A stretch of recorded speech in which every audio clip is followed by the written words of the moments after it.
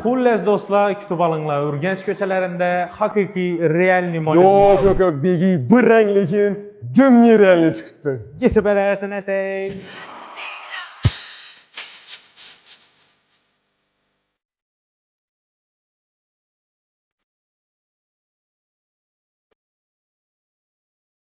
Begi majlis çıktı. Mashina haqiqatda zo'r va dim ko'ngilmayapti lekin.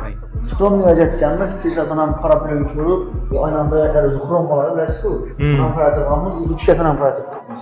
Bu qapqor zo'r tushgandan mana. Haqiqatda menga yoqdi. Podpischilar nima deydi? Undan tashqari Jam Karvaybus nima deydi? Begi maşina hakikaten gap yok lekin bir dana diskesi kemis bottuttu. Xorazm bo'yicha diska balon bo'yicha nomer 1 bo'lgan balon bazaga ishonib topshirsang bo'ladi. Ertang o'zing kel, assortimentni ko'rib kallang aylanadi. Aranda podpischka bilan birgalikda saylaymiz. Ne deysan? Zo'r idea lekin. Davay bo'lmasa kommentariyaga yozinglar do'stlar. Ushbu Malibu 2 ni rangini qo'shadigan nechik turdagi diska yoki nechalik diska daqsak bo'ladi.